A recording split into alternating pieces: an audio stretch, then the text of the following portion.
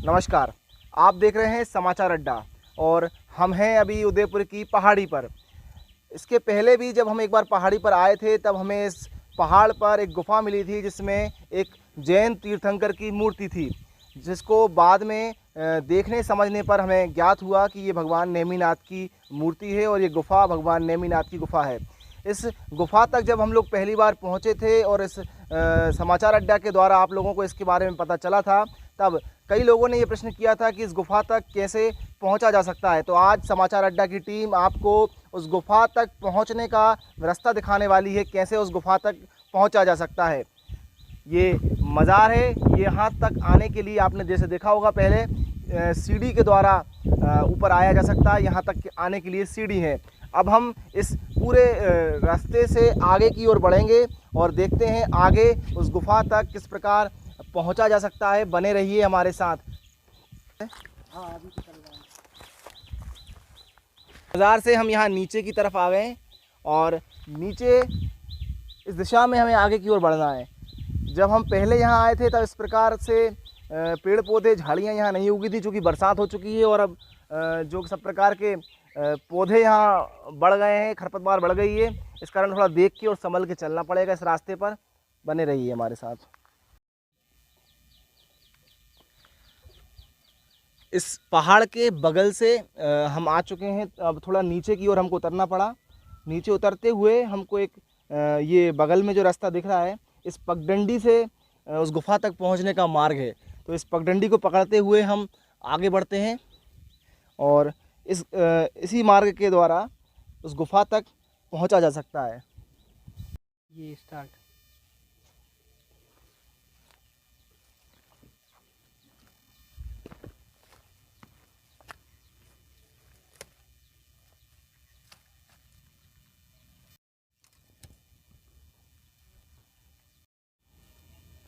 अब इस पगडंडी वाले रास्ते से जहाँ हम पहाड़ी से थोड़ा नीचे की तरफ मध्य में इस पहाड़ी के आए थे, वहाँ से अब इस पहाड़ की पगडंडी को बदलते हुए हमें ऊपर की तरफ ये जो पहाड़ का भाग दिख रहा है, इस पर चलते हुए हमें इस पतले रास्ते से उस गुफ़ा तक पहुँचना है। यहाँ इस जगह केवल ये एक जगह है जहाँ आकर थोड़ा संभल कर चलने की ज़रूरत है, क्योंकि ये चलने का रास्ता नहीं है, पहाड़ का ही भाग है और इसके कॉर्नर से हमको बगल से संभलते हुए आगे उस गुफ़ा तक पहुँचना है।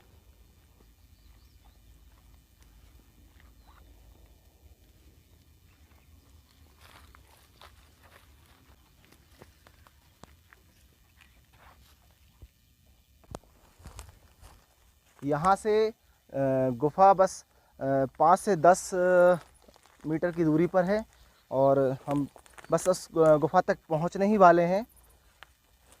बस ये इतना सा भाग है जहाँ पर थोड़ा सा संभलने की ज़रूरत है, थोड़ा देखकर चलने की ज़रूरत है। अभी बरसात का समय है तो कीट पतंगों की भी आशंका रहती है, तो वो ध्यान में रखते हुए और ज़्यादा बेहतर होगा कि आप गर्मी के समय इस जगह पर आएँ, क्योंकि तब एक पूरा क्लियर रास्ता यहाँ दिखता है जिस पर कि हम उस मार्ग के द्वारा यहाँ तक पहुँच सकते हैं। गुफ़ा तक पहुँच चुके हैं। हमारे सामने ये गुफ़ा नज़र आ रही है और इस गुफ़ा में हम ऊपर की तरफ आते हैं और आपको करीब से दिखाएंगे। ये जब हम पहली बार समाचार अड्डा की टीम यहाँ पहुँची थी तब हम गुफ़ा तक तो पहुँच गए थे, पर हमें ये भी ज्ञात हो गया था कि कोई ये जैन प्रतिमा है, जैन तीर्थंकर हैं, पर हमें ये नहीं मालूम था कि ये कौन से तीर्थंकर हैं।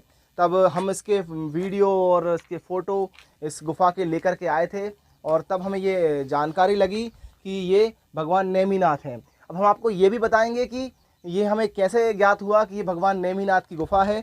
तो हम सबसे पहले तो जूते उतार लेते हैं और यहाँ ऊपर चढ़ते हैं।